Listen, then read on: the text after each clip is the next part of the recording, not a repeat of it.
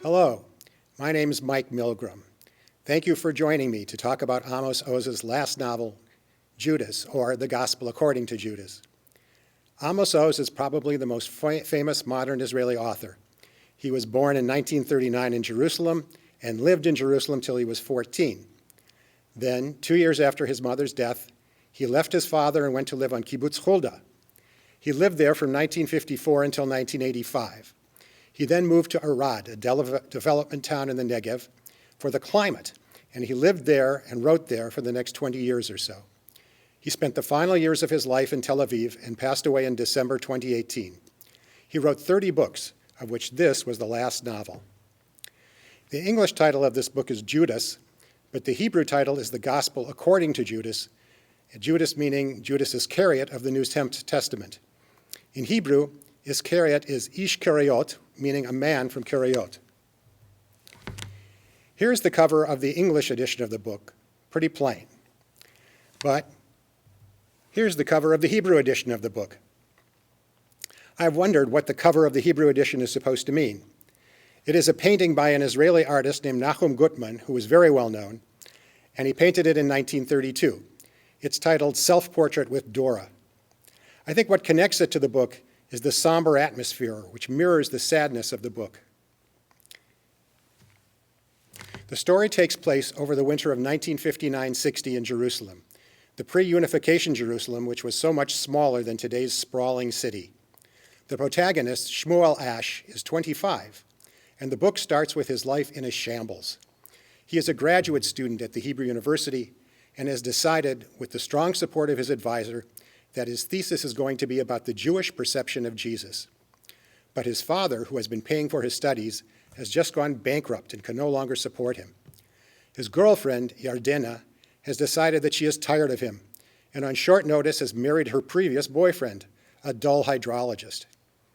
He is a fan of the Cuban Revolution and has posters of Che Guevara and Fidel Castro on his wall. That is, Shmuel is a fan. But his group of six-styled socialist revolutionaries that meets in a coffee house most evenings has just broken into two factions. So he decides to abandon his studies, leave Jerusalem, and go somewhere else to get his life in order. But he's stopped by an ad he sees on a bulletin board on campus. There is a job for someone keeping an elderly disabled man company for 6 hours a day. The compensation is room and board and a very small salary. He decides to take it. The house turns out to be a relatively spacious stone house set in a depression on the edge of the city. Here's a picture of the neighborhood where that house would have been if it was a real house. The neighborhood is called Sha'arei Chesed. Here's another picture that shows you not only the gate to the neighborhood, but the kind of places that existed in 1959. The neighborhood was actually built in 1909. The invalid, Gershom Wald, can't walk, but can get around the house with crutches or by supporting himself on the furniture with his upper body. Shmuel must spend the hours of 5 to 11 p.m. with Wald, talking and listening to him. And Wald has a lot to say on many subjects. Shmuel also has to get him his tea and his dinner. Otherwise, he is free to come and go. He occupies a small attic room. It turns out that there is a third resident of the house, a beautiful woman of 45 named Atalia, who, Shmuel eventually learns, is Wald's daughter-in-law and the owner of the house. The house had belonged to her late father, Shealtiel Abarbanel. The developing relationship of Shmuel, Wald, and Atalia is the core of the book. Shmuel continues to research his topic up in his attic room, but changes his focus from the Jewish perception of Jesus to Judas Iscariot. And the story of Judas and of Shealtiel Abarbanel are told through the conversations among the three living characters, and also through Shmuel sitting up in his room, reading, thinking, and writing. From talking with Wald, Shmuel learns that Shealtiel Abarbanel, who I want to emphasize is fictional, had been prominent in the Zionist movement in the 30s and 40s, but was expelled from his positions on the eve of statehood because he opposed the proclamation of a state, believing that Jews and Arabs could simply coexist in peace. Shmuel comes to the conclusion that Judas was not a traitor, but the most loyal disciple of Jesus. Indeed, Shmuel speculates he was so loyal that he persuaded Jesus to get arrested and crucified by the Romans so that Jesus could survive the crucifixion and prove his identity. Shmuel develops what should have been a hopeless crush on Atalia, But Atalia, who at first barely notices him, then pities him, then nurses him when he's injured, initiates a brief affair, after which he finally leaves the house to go somewhere, maybe Mitzpeh Ramon to be a security guard. Shmuel Ash is a dreamer. He's unable to form a plan and unable to stick to one. He is simply impelled by his emotions. He writes letters to Ben Gurion, then tears them up. He has asthma and needs an inhaler frequently. He also has an enlarged heart. He grew up in Haifa, at first in a poor neighborhood, later in a wealthy one. When he was 12, he decided to read the entire Hebrew encyclopedia, but only got halfway through the letter Aleph. His fondest childhood memory was all the attention he got after being stung by a scorpion while on a hike with a friend, and imagining all the people who would mourn for him if he died. In contrast to his laziness, his older sister Miri, who is studying medicine in Italy, works 2 jobs to support herself and fund her studies. Shmuel was always a great talker, but a poor listener. But his job is to listen to Wald, and so he learns to listen. His desires put him at the mercy of the women who are its object. First Yardena, then Atalia. This desire is stronger than his desire to accomplish anything. Thus, all his strong opinions and passionate convictions, of which there are so many, are ultimately of no significance because he can never do anything about them. He knows a lot, but not what to do with it.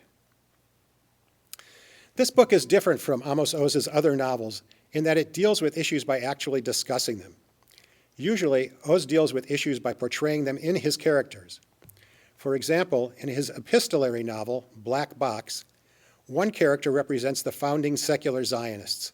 One represents the Sephardic religious. One represents the disaffected offspring of the founding secular Zionists. But they don't talk about their philosophies. They illustrate them by what they say and do during the course of their lives. In contrast, at the very beginning, this book proclaims itself to be about betrayal. The prefatory page is a couplet from a poem by Natan Alterman, and the couplet goes like this in translation. See the traitor run in the field alone. Let the dead, not the living, now cast the first stone. And there are many betrayals in this book. The book opens with Shmuel being betrayed by Yardena, betrayed in a way by his father, who had himself been betrayed by his business partner, which caused the bankruptcy. We even learn that Shmuel's grandfather, who had been a document forger, worked for the British while secretly helping the Haganah.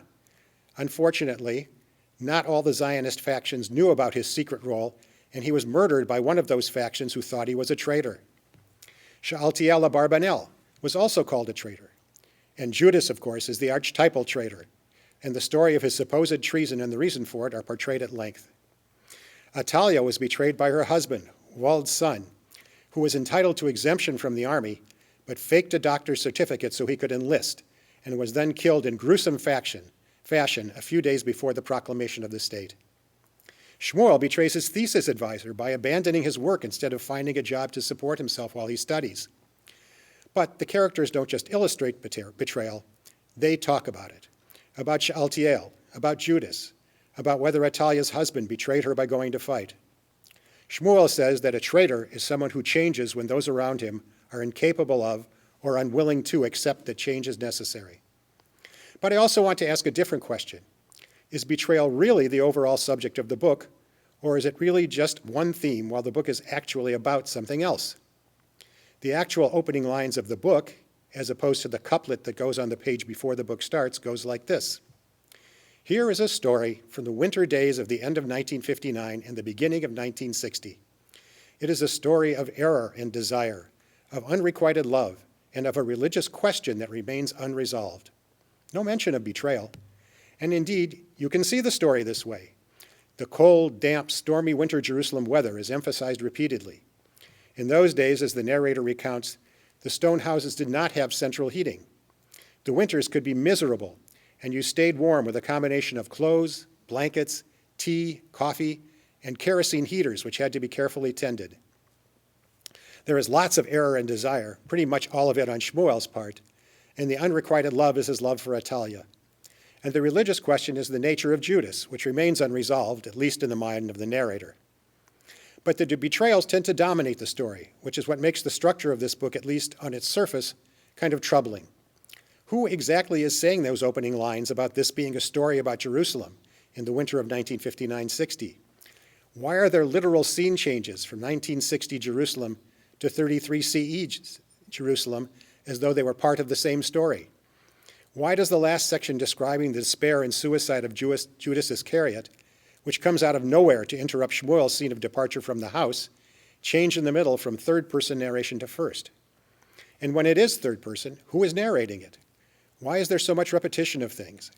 In particular, the repetition of Shmuel's funny way of walking, of his beard, of his asthma, of what he ate for breakfast and lunch. And at the end, after the book has said goodbye to Judas, the enigmatic ending where Shmuel gets on a bus headed for Mitzpeh Ramon, then he gets stranded for a night in Beersheba, and the book ends with him just wandering in the dark around in the streets. I had been troubled by this structure, wondering why we needed to hear about Shmuel Ash at all, if he was just a vehicle to tell us stories of betrayal.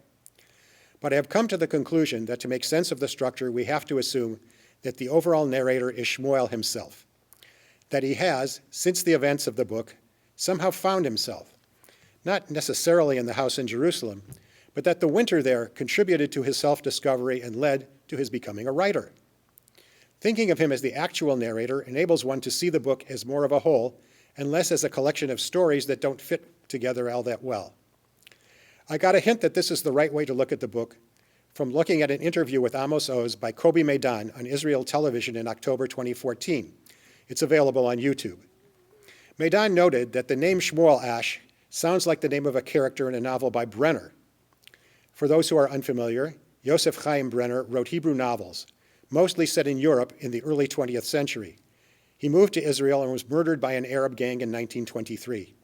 He is considered a real pioneer of modern Hebrew literature, and Oz has expressed great esteem for his work. Oz agreed with Maidan and said that not just the name, but the character was a Brenner type of character, a young man estranged from his family with great political thoughts and totally mixed up, but who will find himself and become a writer, like Brenner himself. Once we see the book as a story being told by Shmuel, even the interpolated scene of Judas just before the end makes sense, since in a way it foreshadows Shmuel's own change. Like Judas, Shmuel has betrayed his master, Vald, by leaving, but unlike Judas, he has received his master's blessing for doing so and will ultimately succeed. And while Judas kills himself literally, Shmuel will need to kill his old self, the revolutionary who lectures all the time and is always running without knowing where he's going, and researches obscure topics, and become the writer of this story. This explanation also accounts for the title Judas, or the Hebrew title, the Gospel according to Judas.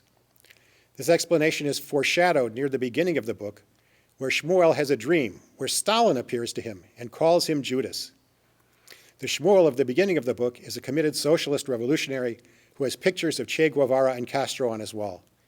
But the Shmuel who leaves the house of Gershom and Natalia 3 months later leaves those posters on the wall and goes off to find himself, not to start the revolution he had been planning for years in a coffee house with his friends. The Hebrew title, by the way, is also a reference to one of the so-called Gnostic Gospels discovered in the last century or two and dating from the 3rd century CE. However, the theory of Judas Iscariot presented in this book is somewhat different from that described in that gospel. In the gospel scroll, Judas is also not really a traitor. He only does what Jesus tells him to do. While in Oz's imagination, Judas is such a true believer that he actually engineers the crucifixion out of a passion to see his master's vindication. Of course, the couplet from Alterman that precedes the story is not Shmuel, it is Oz. He is using Shmuel to tell a story that for him is about the nature of betrayal, while for Shmuel it is about personal growth. Oz had been fascinated by the theme of betrayal ever since, at the age of 8, he was labeled a traitor by his friends because of his friendship with a British sergeant whom he had been teaching modern Hebrew. In 1994, he made this episode into a book called Panther in the Basement, which was, in turn, made into a movie in 2007 called The Little Traitor. Lately, Oz has been called a traitor for his political views. Indeed, some reviewers have seen in the character of Shealtiel an attempt by Oz to raise the question of whether statehood was the right choice. Oz emphatically denied this in the interview with Maidan, pointing out that Shealtiel is a one-off character with no real-life analog. Though there were groups in Israel who advocated a binational state at the time, Shealtiel believed fervently that there should be no states at all. Oz has no trouble dismissing this as a fantasy. While he was a fierce advocate of the two-state solution from 1967 until his death, Oz never doubted that the proclamation of a Jewish state of Israel in 1948 was an absolute necessity.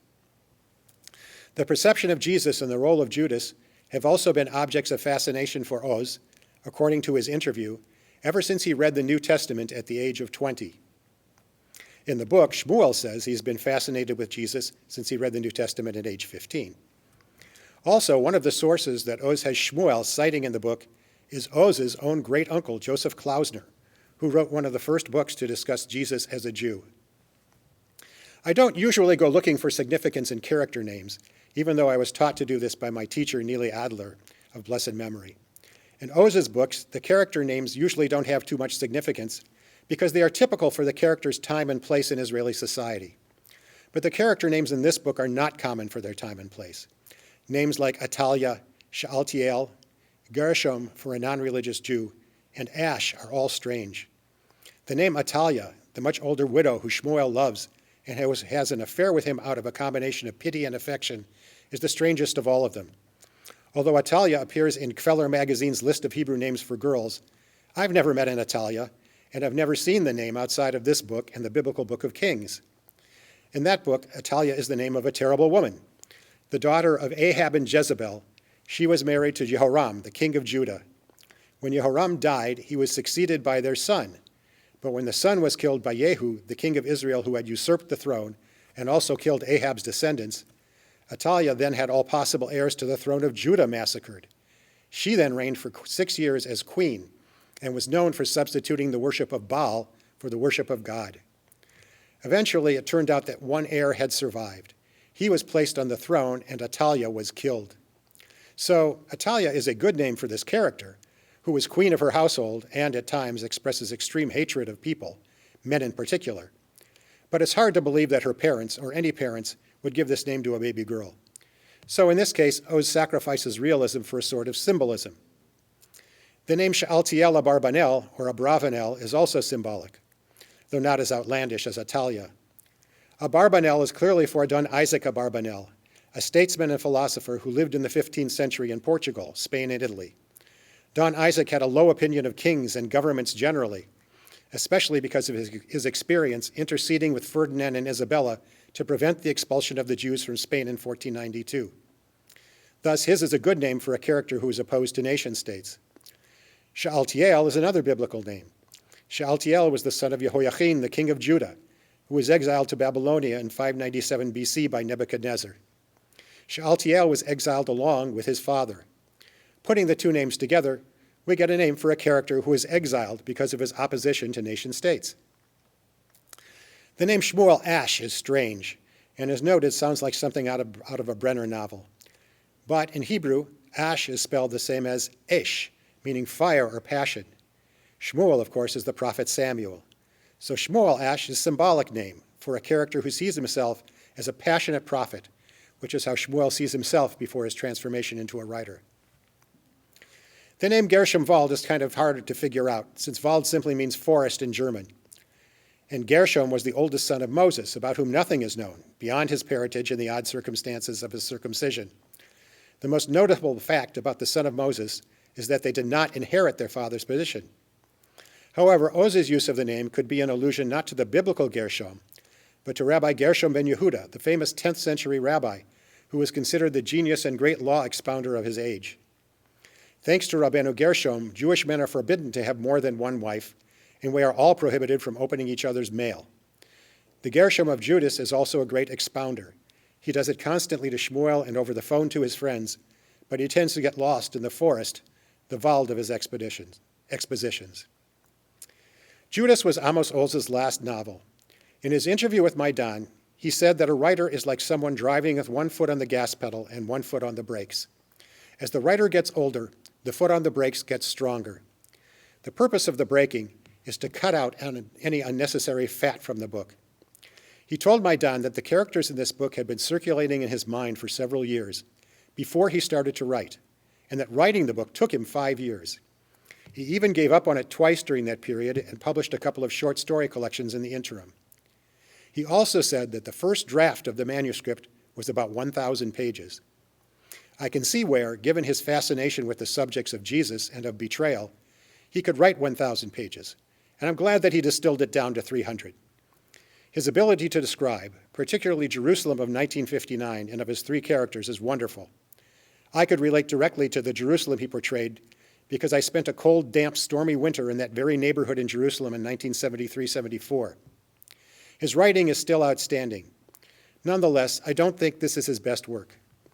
Obviously, nothing can compare to A Tale of Love and Darkness, which has been translated into 32 languages and won numerous prizes. Judas also won a few prizes and was nominated for the Man Booker Prize in 2017, the year it was won by David Grossman's A Horse Walked Into a Bar. My difficulty with the book is that the themes of betrayal and of Judas as the most devoted disciple of Jesus, while coherent and related, tend to obscure the growth story rather than reveal it.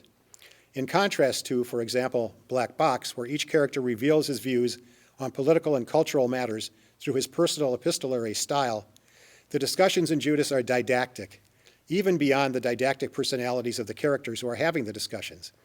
And they make the reader wonder who is actually telling the story, which is a distraction. It was somewhat unusual for Oz to discuss philosophical matters directly in a novel. Indeed, when people tried to read political and philosophical insights into his first major success as a novelist, the book My Michael, which came out in 1965, he rejected all such interpretation and implored people to let the novel alone tell its story. His two short story collections, which came out while he was writing this book, also are indirect in their political and philosophical views. They illustrate them through their tales of people on kibbutz. Oz once said that when he had made up his mind about an issue, he wrote an essay about it. And indeed, he wrote many essays on both political and literary subjects. When he could not make up his mind, he said he would write a novel. This book, Judas, is an exploration of an issue, but it reads at times more like an essay than a novel, even though the exploration is embedded in a personal growth story. It's not his best work, but even Amos Oz's best, even what's not Amos Oz's best, is still awfully good. Unfortunately, this format does not allow for me to hear your thoughts on this book, but maybe at some future time we can share our thoughts and reactions. In the meantime, thank you so much for your attention. Have a Chag Shavuot Sameach and stay safe.